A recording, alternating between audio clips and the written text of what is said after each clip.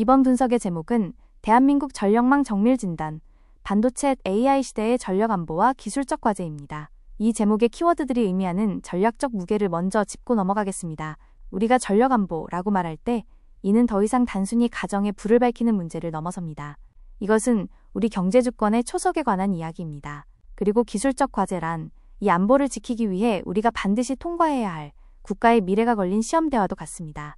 본 분석은 한정캡코의 관점에서 전력 계통의 병목 현상, 용인 반도체 클러스터, 그리고 AI 데이터 센터라는 세 가지 핵심 현안을 현실적으로 파헤칩니다. 이는 대한민국의 미래를 위한 가장 시급한 진단서입니다.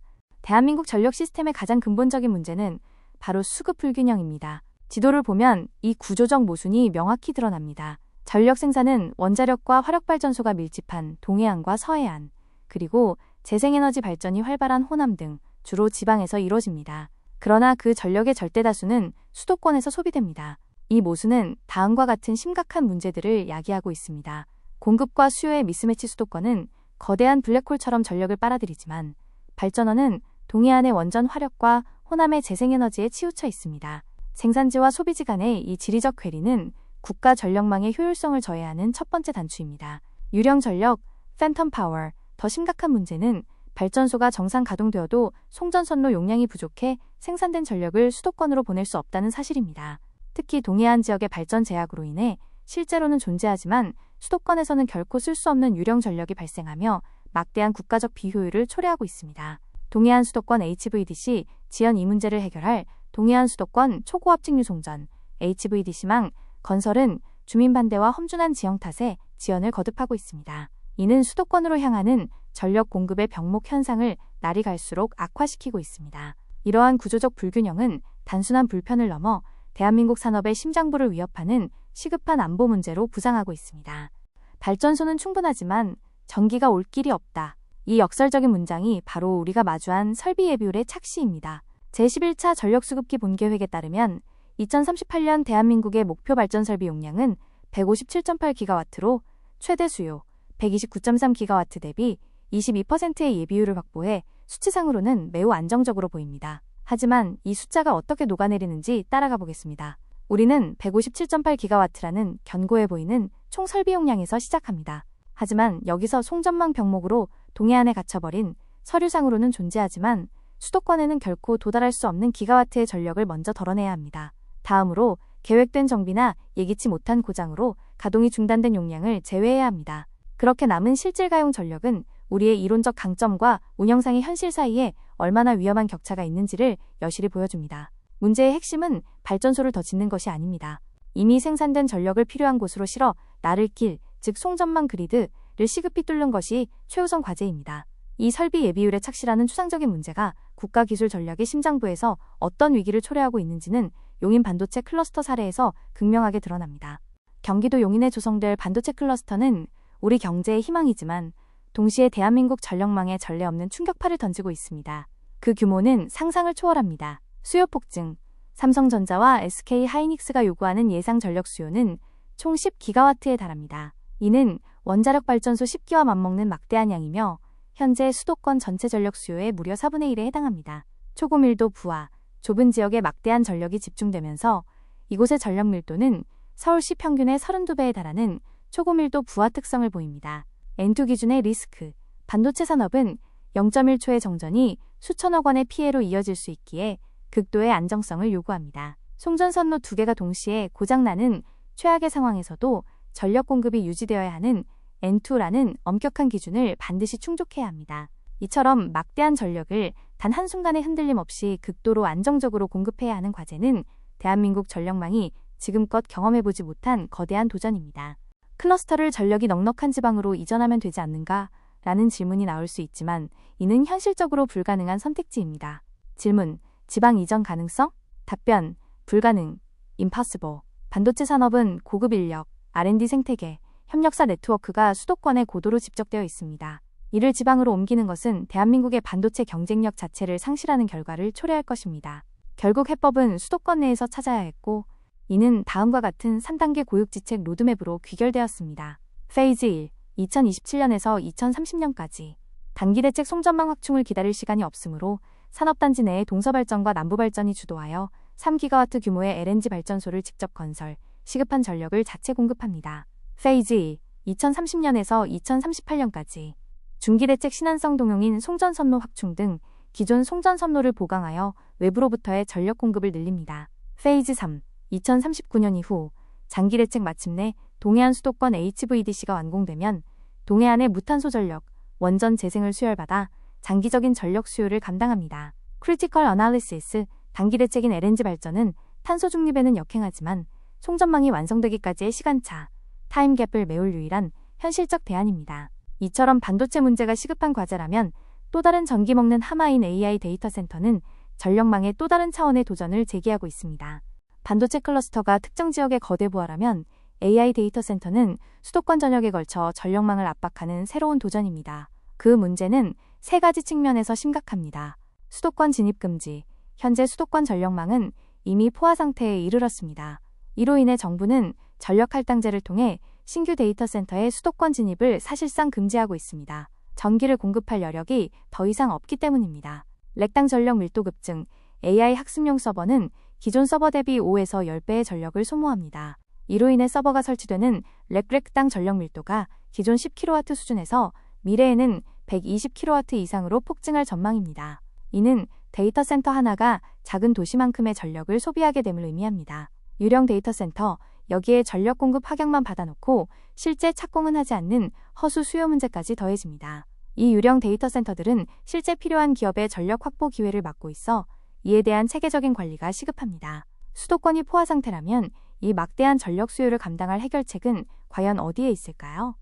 AI 데이터 센터의 지방 분산은 더 이상 선택이 아닌 생존의 문제입니다.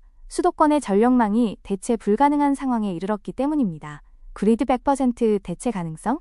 수도권에서는 불가능하지만 지방에서는 가능합니다. 지방 이전은 명확한 장점과 현실적인 단점을 동시에 가집니다. 장점, 첫 번째 잉여 전력 활용. 동해안의 원자력, 호남의 태양광 등 수도권으로 보내지 못했던 지방의 잉여 전력을 즉시 활용할 수 있습니다. 두 번째 요금 인센티브, 저렴한 전기요금, LMP, 개통한계 가격, 인센티브로 기업 이전을 유도할 수 있습니다. 단점, 첫 번째 지연 시간, 레이턴시. 수도권과의 물리적 거리로 인한 데이터 전송 지연은 서비스 품질에 영향을 줄 수 있습니다. 두 번째 인력 확보, 고급 엔지니어들이 지방상주를 기피하는 현상은 기업에게 큰 부담입니다. 전략적 결론, 가장 현실적인 해법은 이원화 전략입니다. 막대한 컴퓨팅 파워가 필요하지만 즉각적인 응답성이 덜 중요한 대규모 학습용 AI 센터는 지방으로 분산하고 빠른 응답 속도가 생명인 추론용 엣지 센터는 도심에 두는 것입니다. 하지만 지방으로 분산하더라도 안정적 운영을 위한 새로운 전력 구성이 필수적입니다. 데이터 센터 개발 사업을 심층 고민하고 있는 X.dot 입장에서도 가장 곤란스러운 부분입니다. AI 데이터 센터의 24시간 365일 무중단 운영을 위해서는 기존처럼 전력망에만 100% 의존하는 방식에서 벗어나 하이브리드 전력 구성으로 전환해야 합니다. 주전력 메인, 안정성과 경제성에서 우위를 가진 한전계통, 캡코 그리드이 주된 전력 공급원 역할을 합니다. 예비 대체 전력 백합 5V, 정전이나 비상 상황에 대비해 LNG, 연료전지, 태양광, 에너지 저장 장치, ESS, 무정전 전원 장치, UPS 등으로 구성된 자가발전, 온사이트 제너레이션, 설비가 보조 역할을 수행합니다. 현실적 제약, 이러한 하이브리드 구성은 필수적입니다. AI 데이터 센터의 24시간 7일 가동 요건 때문에 간헐성이 큰 태양광이나 풍력만으로는 주전력이 될 수 없습니다. 또한 한전계통 연결 없이 100% 자립 오프그리드 하는 것은 막대한 ESS 구축 비용 때문에 비현실적입니다. 이 새로운 시스템을 구축하는 데에는 여러 기술적 난제가 따릅니다. 새로운 전력 시스템 구축의 첫 번째 난제는 전력망 안정성의 핵심인 주파수와 관성 문제입니다. 관성 이널시아이란 거대한 터빈을 돌려 전기를 생산하는 전통적 발전기, 원자력 화력과 가진 물리적 특성입니다. 마치 묵직한 팽이가 안정적으로 회전하듯 이 회전 에너지는 전력망의 주파수 60Hz를 안정적으로 유지시켜줍니다. 그리드 뉴클리어 하이 이널시아, 회전 기반 발전기는 물리적 관성을 제공하여 안정적인 60Hz 주파수 파형을 유지합니다. Renewables only, low inertia. 반면 인버터 기반의 재생에너지는 물리적 관성이 없어 부하 변동 시 주파수가 급격히 흔들리다 대규모 정전, 블랙아웃으로 이어질 위험이 있습니다. 주파수 상위, frequency drift. 여기에 더해 자가발전 설비를 한전계통의 병렬로 연결할 때 위상과 주파수가 미세하게라도 불일치하면 양측 설비에 심각한 파손을 초래할 수 있는 기술적 위험도 존재합니다. 이 문제들의 해결책으로 동기조산기, 싱크로너스 컨덴서나 가상 관성 기술 같은 별도 투자가 필수적입니다. 단순히 신재생에너지를 늘리는 것만으로는 안정적인 전력망을 구축할 수 없습니다. 두 번째 난제는 재생에너지의 가널성을 극복하기 위한 필수 요소, 에너지 저장 장치, ESS의 딜레마입니다. 필요성, AI 서버는 99.999%라는 극도로 높은 가동률을 요구하지만 태양광은 날씨와 시간에 따라 발전량이 변동하는 가널성, 인터미턴시를 가집니다. 발전량이 많은 낮에 전력을 저장했다가 밤에 공급하기 위해 ESS는 반드시 필요합니다. 딜레마, 문제는 그 규모입니다. 재생에너지를 주전력으로 사용하려면 하루 발전량의 3에서 4배에 달하는 막대한 용량의 장주기 ESS가 필수적입니다. 결론, 천문학적인 배터리 비용과 설치 공간 문제로 인해 현재 한국의 현실에서 한전 전력망 그리드 없이 신재생에너지와 ESS만으로 AI 데이터 센터를 24시간 운영하는 것은 불가능하다는 냉정한 현실을 직시해야 합니다. 분산전원 확대가 야기하는 세 번째 난제는 작업자의 안전을 위협하는 단독운전, 아일랜딩과 역송전, 백피딩 문제입니다. 단독운전 현상, 한전 개통이 정전되더라도 건물 옥상의 태양광 같은 자가발전 설비는 계속 가동될 수 있습니다. 이때 이 설비가 주변 전력선에 계속 전기를 공급하는 현상이 단독운전입니다. 안전 이슈, 문제는 정전된 줄 알고 전선 복구 작업을 하던 작업자입니다. 자가발전 설비로부터 전기가 거꾸로 흘러들어오는 역송전이 발생하면 치명적인 감전사고로 이어질 수 있습니다. 기술적 대안, 이를 막기 위해 사고 감지 시 자가발전 설비를 즉시 개통해서 분리 트립시키는 보호계전기 설치를 의무화하고 개통 복구 후 전력을 재투입, 레클로싱하는 시퀀스를 정밀하게 조정하는 등 철저한 안전대책이 필수적입니다. 실제로 X다치 전력개통 영향평가를 피하면서 10MW 이하로 한전의 그리드와 연료전지를 주퍼의 백업으로 사용 문의를 했으나 지원 불가 통보를 받았습니다. 그것이 한전 정책인지 그 지역지사의 의지인지는 모르겠습니다. 지금까지 공급 측면의 과제를 보았다면 이제는 수요 측면의 혁신을 이야기할 때입니다. 전력을 아끼는 것이 곧 발전소를 짓는 것과 같다는 말처럼 특히 데이터 센터에서는 냉각 쿨링 방식의 전환이 시급합니다. 공맹식 에어쿨링, 기존 공맹식의 전력 사용 효율 PUE는 1.5 수준으로 전체 전력의 약 40%가 서버에 열을 식히는 데 소모되는 비효율적 구조입니다. 액침 냉각, Immersion Cooling, 서버를 비전도성 액체에 직접 담가 열을 식히는 이 혁신 기술은 PUE를 1.1 수준까지 획기적으로 낮춥니다. 실증 결과 냉각 전력을 공냉식 대비 90%나 절감할 수 있습니다. 의미, 효율은 보이지 않는 제5의 에너지원입니다. 액침 냉각과 같은 에너지 효율 혁신 없이는 폭증하는 AI의 전력 수요를 감당하는 것이 불가능합니다. 이 모든 과제를 안고 대한민국은 무탄소 에너지, CFE, 카본 프리 에너지로의 대전환이라는 2038년의 청사진을 그리고 있습니다. 2023년 현재 화석연료와 LNG 비중이 약 60%로 절대적이며 원자력 25%과 신재생 15%이 그 뒤를 잇습니다. 2038년 목표 제11차 전력수급기 본계획의 핵심은 전체 발전량 중 무탄소 전원 CFE 비중을 70% 이상으로 끌어올리는 것입니다. 이 목표는 원자력 SMR 포함 35.6%, 신재생에너지 32.9%, 그리고 새롭게 추가되는 수소 5.8%를 합하여 달성됩니다. 원자력이 안정적인 기저부하를, 신재생이 변동성 전원을 담당하는 양대축을 이루는 구조입니다. 이 목표 달성을 위해서는 원자력과 신재생의 안정적 확대, 그리고 가장 중요하게는 서해안과 동해안에서 생산된 이 무탄소 전력을 수도권으로 수송하기 위한 HVDC 건설이 계획대로 완수되어야 한다는 대전제가 따릅니다. 지금까지의 분석을 종합하여 대한민국 전력망이 나아가야 할 방향을 세 가지 상호 연결된 핵심 전략으로 제언합니다. 첫째, 용인 클러스터, 지방 이전이 불가능한 현실을 인정하고 단기적으로 LNG 자가발전으로 시간을 버는 동안 장기적으로는 동해안 HVDC 개통 건설에 국가적 사활을 걸어야 합니다. 이 모든 과정에서 반도체 산업의 생명줄인 N2 기준은 반드시 준수되어야 합니다.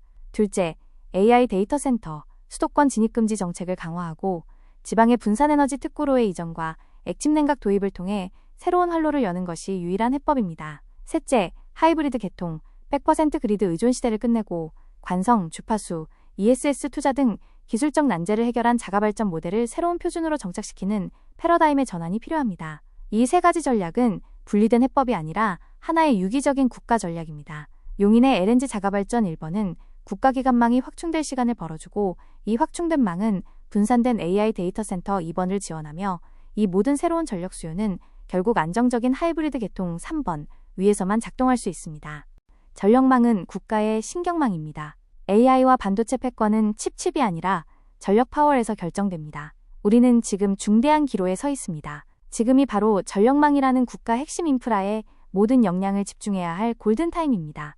엔비디아에서 GPU 26만 장이 들어와도 사용할 상면이 없습니다. 데이터 센터는 이제 착공하면 2년이 넘게 걸리고 발전소 인근 지방으로 전진 배치를 하면 운용 인력들을 확보할 수도 없고 사용자도 대도시 상면을 요구합니다. 발전소는 새로 짓는 것은 오래 걸리고 가장 빠른 LNG 발전이나 연료 전지는 CAPEX와 OPEX도 문제지만 탄소 배출로 RE100과 반대의 길입니다. 송전망도 구축하는데 시간도 많이 걸리지만 주민들의 반대로 쉽지 않습니다. SMR은 국내 기술력으로 10년 후로 계획해야 합니다. 나라의 도로망과 철도망을 장기적으로 구상하듯 전력망도 정부 주도의 철저한 단기, 중장기 계획에 의해 진행되어야 할 것 같습니다.